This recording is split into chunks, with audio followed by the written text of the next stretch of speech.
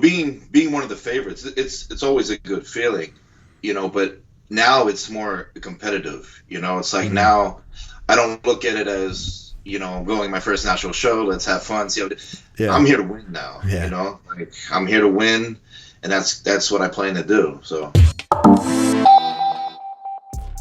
Hey, what's up, guys? Welcome back to Think Big Bodybuilding Media. I'm Scott Mcnally, and today we are heading back on the road to North Americans to speak with super heavyweight Nick Walker. The whole purpose of this program is to introduce to you some of the great athletes that will be competing at the NPC North Americans. That takes place September 2nd through the 5th out in Pittsburgh. If you guys enjoy this content, do me a favor, hit the like button, leave a comment, and if you haven't subscribed yet, please do, because we have several programs that come out each week.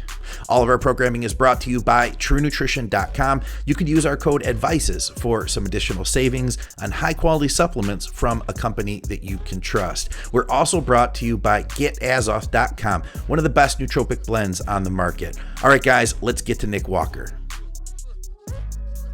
Nick, welcome to the show, brother. Thank you for having me on, man.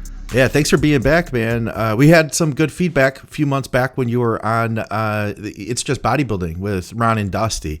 That was a fun one. I hadn't really known you before that, man, but you really got along with those guys, and I feel like you have a lot of the same mindset as far as training and everything goes as they do. Oh, for sure. Yeah. How old are you? 25. 25. So you're still a young guy. You're going to be super heavyweights here. Tell me a little bit about your national level contest history. Okay, so I did my first national show in 2016, which was USA's, and I did that as a light heavyweight, and I placed 6th. Okay, first time.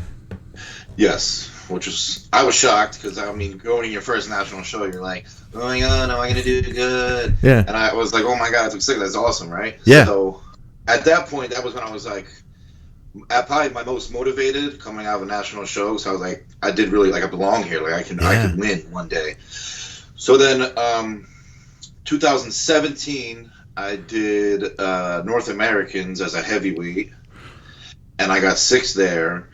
And then that same year, I did nationals as same as a heavyweight, and I took 6th again. Okay. And then in 2018, I didn't compete.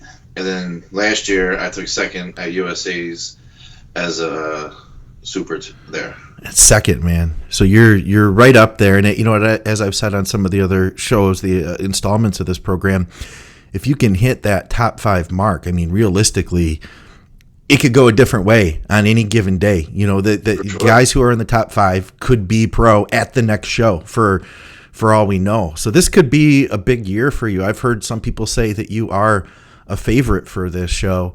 How does that make you feel going in to this show now, say opposite of the first show you did national level, where then you were probably just happy to be there and happy to see that you fit in? How do you feel now to juxtapose that? Oh, it's being one of the favorites, it's always a good feeling, but now it's more competitive. It's like now I don't look at it as going my first national show, let's have fun. I'm here to win now. Like I'm here to win, and that's what I plan to do. So hell yeah, man. That's a good place to be. And for anybody who is maybe newer to watching, the bodybuilding shows that out there, the amateur shows. Realistically, it's usually it's a heavy or a super heavy that's going to be the guy who wins the overall. It's the bigger classes, and that it's going to be a fun show. How do you go about dealing with your competition coming up to the show? Because it's not like you see them in the gym every day, but those guys are all out there posting on Instagram and stuff. Do you keep up with what the other competitors are doing, at least the guys that are going to be there? I notice them, I see them, but I don't pay no mind, because I don't want anything mentally getting into my head. So I just stay focused on what I have to do, and that's it. And be your best. Exactly. Right on, man. And if I can improve, which I know I'm going to already from last year's physique, and be better, not to be arrogant, but there's no reason why I shouldn't win. Absolutely. Yeah, I don't see that as arrogant at all. What are the things that you feel, or what did the judges tell you were the things that possibly held you back last time around? Obviously, mainly was I've heard from many people and even some judges, but my waist was a little too wide on stage. And so far this year, sending my pictures to Matt 2 to 3 times a week at this point, it's like everything has grown and my waist has gotten smaller now. Okay. And I think what helped with that also was due to the fact that I kind of steered away from exercises that I felt had an impact on my waist. Okay. Like what, for instance? Like I don't really squat anymore, and I felt like they would play a huge role. I don't rack dead or deadlift as much as I used to. And if I do anything bent over, I don't really do it, the 45-degree angle that people do. I will do it strictly bent over, so There's nothing on my waist at all. Okay. And I felt like that's been a huge help on my back, period. Yeah. But also help keep my waist tight. Interesting. Yeah, that makes sense. And also I have started wearing a waist trainer, which I think has played a little role in there too. Okay. So you're talking about like the legit Squeam type waist trainer, not just like a sweatband type thing. No, I'm talking about a real waist trainer. Yeah. That's got to be uncomfortable. I've never worn one, but I've worked with a lot of people that have. Yeah. I did it one time, and I was blacking out every set, and I was you know what, this we got to take it off. This isn't happening. Yeah. This has got to go. Hey, you mentioned to me too when we spoke before that this is the leanest you've ever been at this far out of the show. We're recording this at 10 weeks out. I believe the episode will go out at 9 weeks out, possibly 8, depending on it. We'll see, but it'll be coming out pretty soon here. But you're leaner than you've ever been. I have to imagine that getting tight sooner is going to be a benefit to getting that torso tighter as well. Oh, for sure. And we also started prep pretty early too. We started, which we thought we started at 20 weeks out, but I think it was really 22 weeks out. Okay. Which is I'm okay with that because I think the longer prep has helped keep my waist tighter and continue to get tighter. Yeah. So I feel like where we're sitting right now, we're at a perfect spot, and we're just going to keep getting better from here. That's cool. So tell me, what does it take food-wise to fuel a 275-pound bodybuilder? Oh, I was eating a lot of food. I don't think I was eating as much as Gary Turner was. That's for sure. But I was eating a good amount. I mean, it got to a point where I was sick of eating. Yeah. But see, I don't really count the macros, but I was doing probably, I'd say, around 100 carbs per meal. Okay. Well, what would say a post-workout meal look like for you in your off season and then as well now? Okay, so in my off season post-workout, I would do 250 grams of 96 foreground beef. Okay. And I'd have 350 grams of rice, 3 pieces of Dave Killer's bread, and 100 grams of pineapple, I want to say. Yeah. And right now, we have a high day and just a regular day. So on my high days right now for my post-workout, it would be pretty much the same thing, except it's just 420 grams of rice and 100 grams of pineapple. Okay. And then on a low day like today, it will be just 250 grams of ground beef and 200 grams of rice. Okay. Yeah, fair enough, man. So you mentioned that you work with Matt Jansen. How long have you worked with him for? Since August of 2018. Okay, cool. And how would you describe working with him? What's your relationship like with him? Oh, we're like best friends now. Yeah. It's awesome. He's a great friend. And he's a great coach. We get along really well. We communicate really well, which is huge. Like I said, I believe I said it on Dusty's podcast too. Communication is huge for me. Yeah. And if something's wrong or if I don't like something and I feel like I can't tell you, yeah, obviously not a good relationship. So me and him, we don't have that issue. If I say, listen, I don't feel like this is working, we make adjustments and move on. Yeah, that's cool, man. That's cool. Yeah, that's what I've noticed with him is he definitely gets into like almost the psychology of dieting, of people and of the your individual mindset that he works with the individual. He doesn't. It's not just like this is what we need to do. Period. It's like he is. It sounds like I've seen that a lot with him, that he has kind of grown friendships with his clients, and I feel like that makes a difference, man. In the trust level. I agree with that. Yep. Yeah, that's cool. I think I saw some pictures of you out there training with him in his garage not too long ago. Yeah, that was really fun. That was when, believe it, because we were like, so obviously being in Jersey, yeah, like we're still on lockdown, so gyms aren't open, obviously. So I drive to Delaware every day to train. Oh, geez. But before that happened, the gym I was going to in Jersey was letting me train there, like low key. Yeah. And then, they made a huge thing and opened up and got locked down by the government and all that crazy stuff. Yeah. And I was on a good roll at that point. I was like, I can't lose this roll. Yeah. I'm doing good. So I called Matt and I was like, listen, do you mind if, I come down for like a week or so and just, train and stay focused? And he's like, yeah, come on down. And, so we trained in his garage for like a week straight. And by the time I got home, Delaware opened up, so I was like, okay, cool. Yeah. Years ago, I used to train at a gym in Delaware. It's where Fred Smalls trains, if you know who Fred Smalls is. Oh, absolutely, yeah. Biggie Smalls. I go to that gym. I used to go to that gym, so once I saw they were opening back up, I was like, that's just perfect timing for me. I can head back home, and I have a cool gym to go to. Hell yeah. So it worked. I was able to stay focused, stay motivated, and we had fun. Of course, we had fun in that garage. Garage gyms are always the funnest in my opinion, especially when you got exactly what you need. Yeah. You blast the music, you put the garage door up, and you just have some fun. That's cool, man. That's a lot of fun. So I think to myself, of the people I've worked with, coaches that I've had, or the relationships I've had with clients, there's like a level of mentorship, and that I know that I've learned things training with my coaches that I take with me, because they're important people in my life. And then I learned something, and I after working out with them, I'll go home thinking a little bit different. Training with Matt, is there any little bits of your training that has evolved having worked out with him in person? Meaning, like anything that you maybe thought maybe you do different. No, see, with Matt, he kind of lets you do what you've been doing. Okay.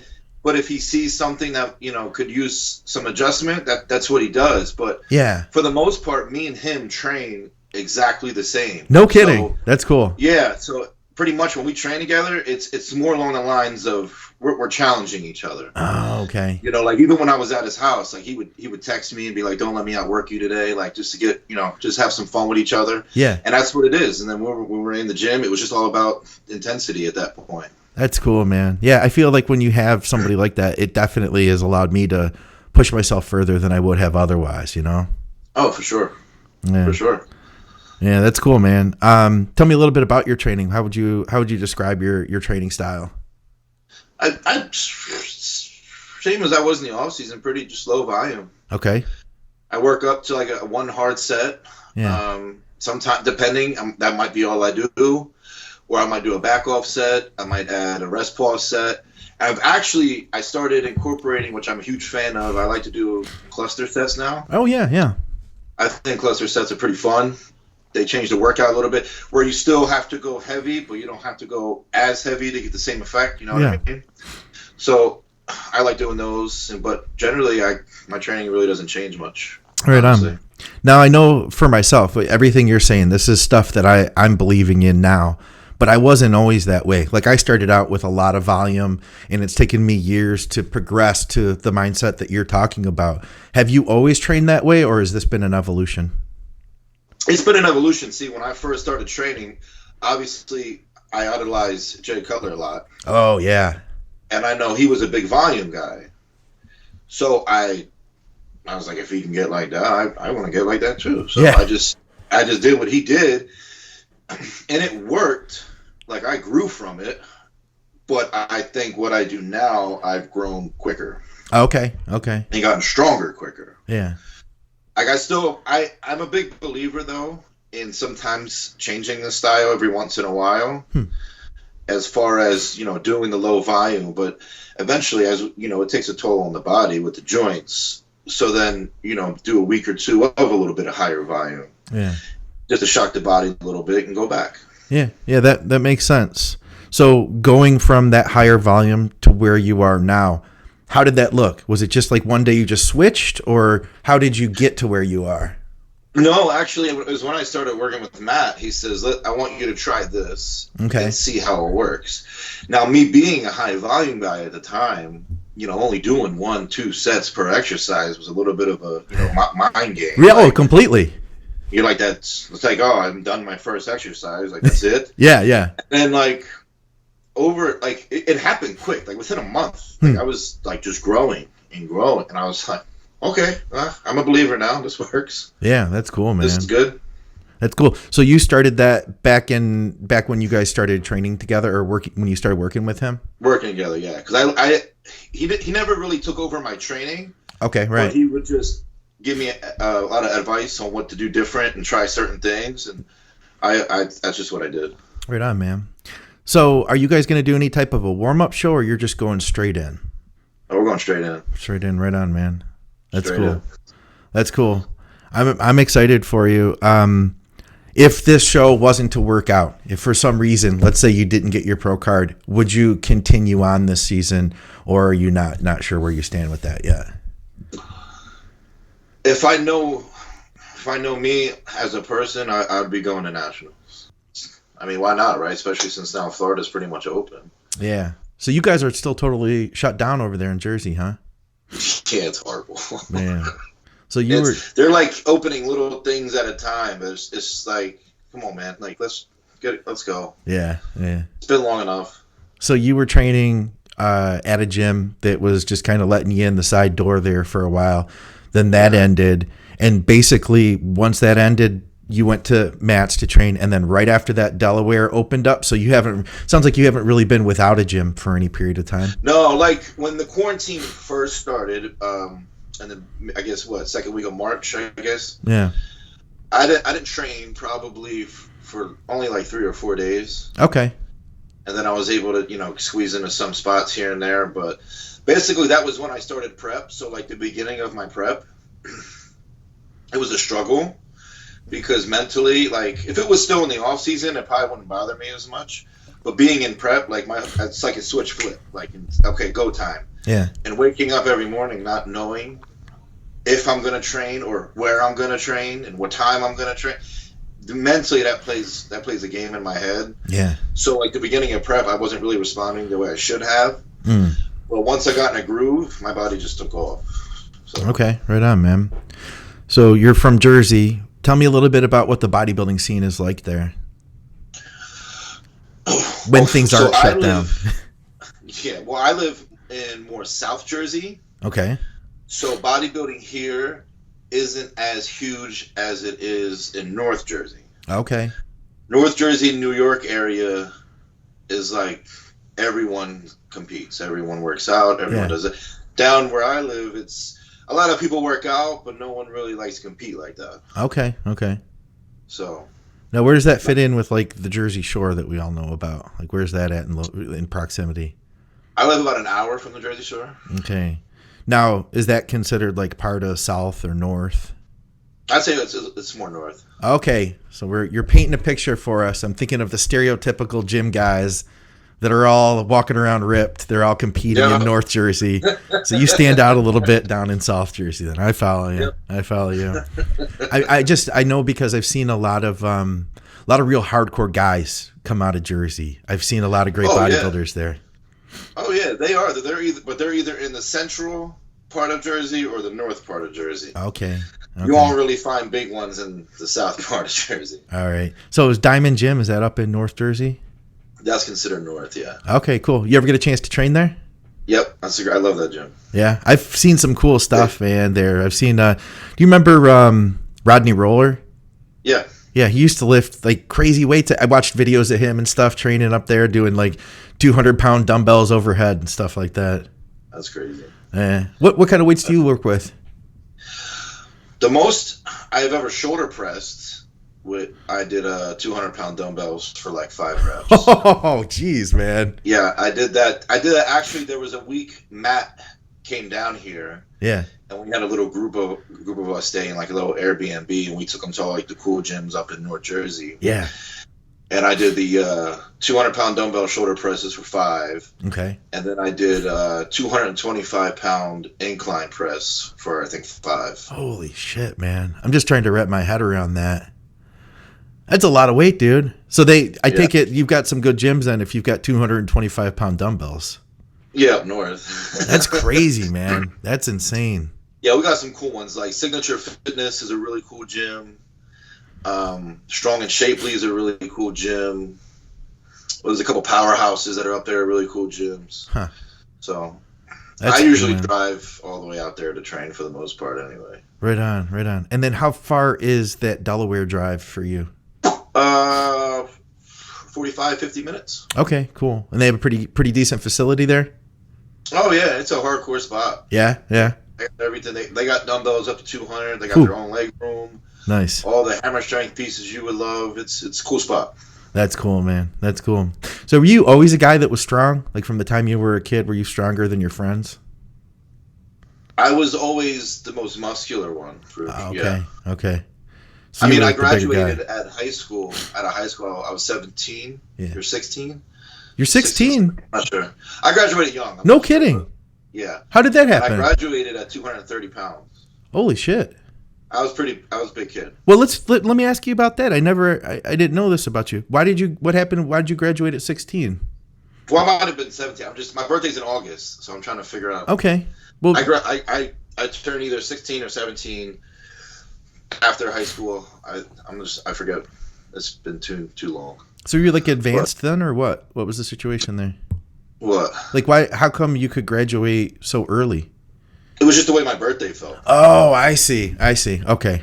I thought you were telling me like that you were some sort of hidden genius that I didn't know about, like the. Oh no, I'm no hidden genius. The Nick Walker story, hidden genius, bodybuilder in mind. No, not me. I'm not the hidden genius. That's what I was getting at. I was like, oh my gosh, he was like accelerated. He graduated high school at 12 years old, something like that. No. That's cool though, man. That's cool about the whole training situation. I guess I was kind of thinking because I imagine if I ever, one of the things I realize is as I do this program, it kind of is developing, So like the first person I interview, think of a few things to ask, but one of the things I'm realizing now is, everybody who's coming together for this show, yeah, you guys all have your own backstories, and then part of that backstory is the place that you're from, and where you're from is going to be very different than where another guy is from. So It's like your whole but it's cool because we all have our own unique, like here in Detroit, we've got some bodybuilding culture, and it's going to be a completely different culture than what you have. Who are some of the guys that you've seen walking around in Jersey, through your lifetime in bodybuilding that you've really looked up to? Well, for a long time when I was younger, I actually worked with who lives like 40 minutes from me, Jeff Long. Oh, no kidding. Right on. He was he wasn't my first coach, but he was like my first serious coach that I had for 3 years, I want to say. Okay. Yeah. And, we did, I won two regional shows with him. He was where I took 6th at USA's with and 6th at North Americans with. Okay. And then that was when his business was starting, and his family was, he just had a baby and whatnot, and I felt like his attention at the time was more toward his business growing. Sure, yeah. So that's after North Americans, we split. Okay. Which we didn't have any issues. We're good friends now. Yeah. Okay. And then I actually started work. I worked with Cardone for nationals. Yeah. Where I actually, at North Americans, I actually weighed like 206 pounds. Oh, wow. And then at nationals, I weighed 22 pounds. Okay. Wow.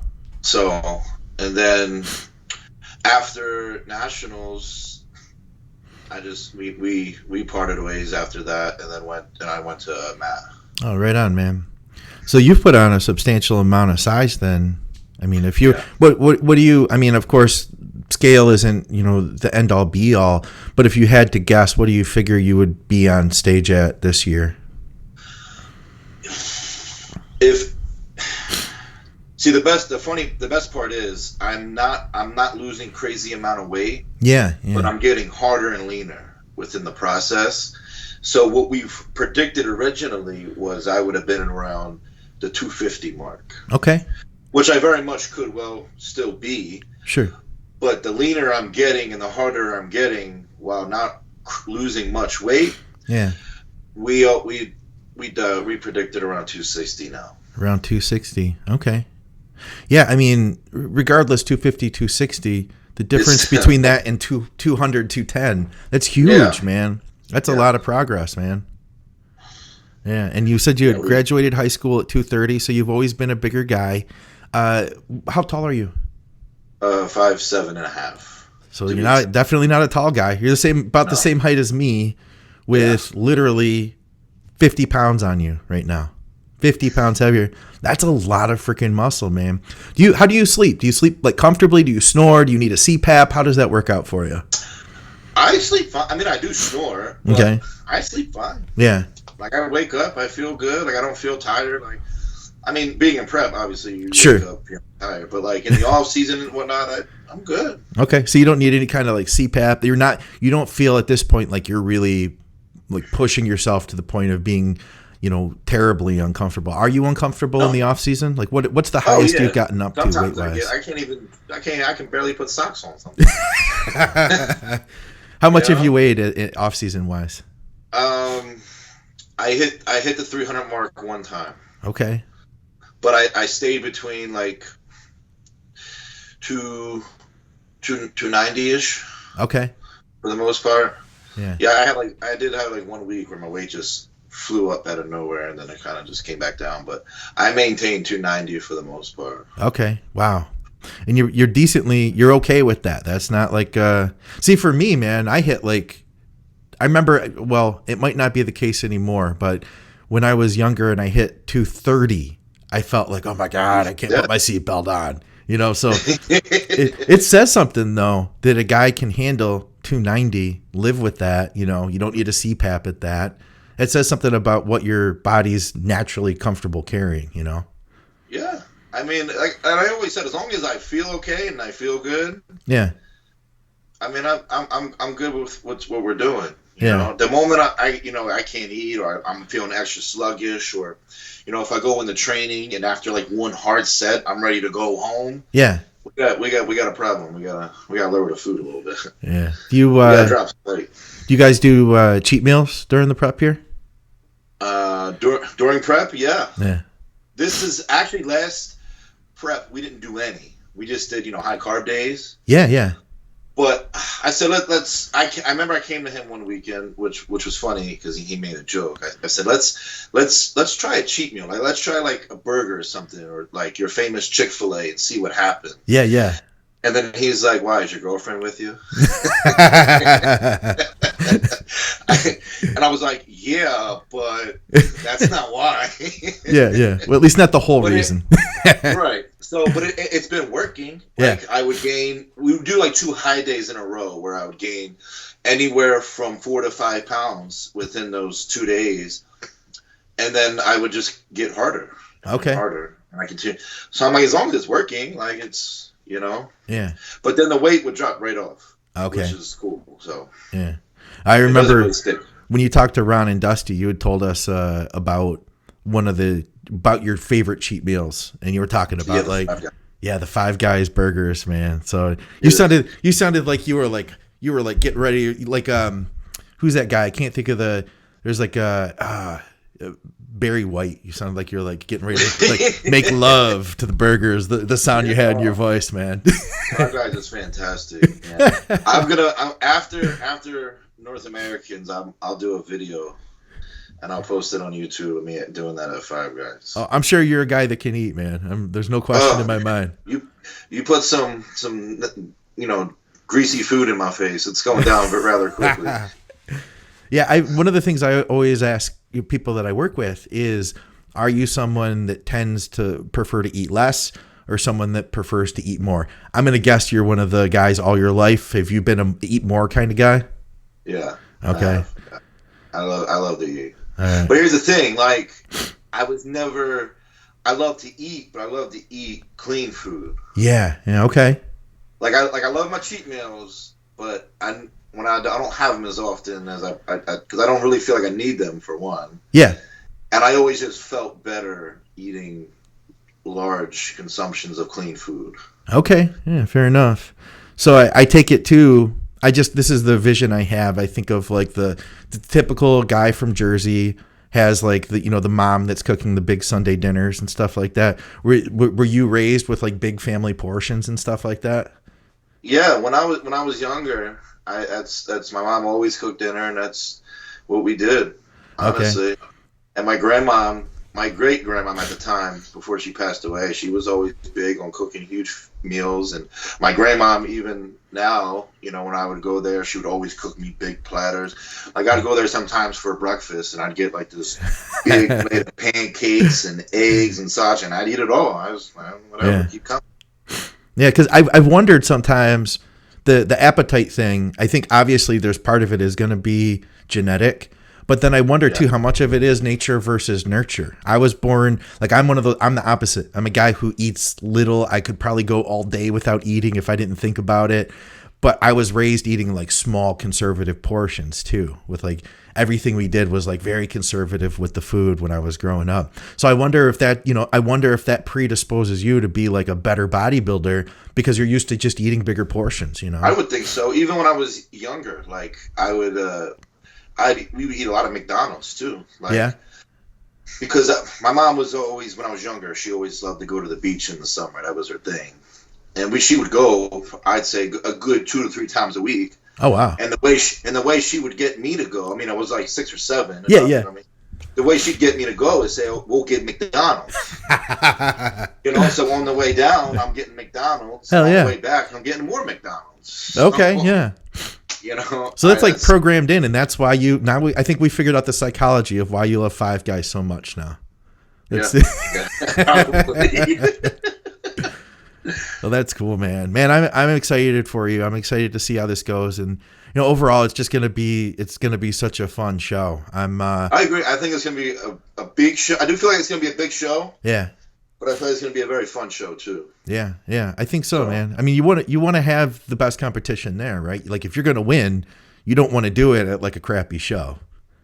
No, because then you'll hear the excuses. There wasn't a good lineup. Yeah. you're always going to hear something from somebody. You will regardless, I'm sure. Of course. Yeah.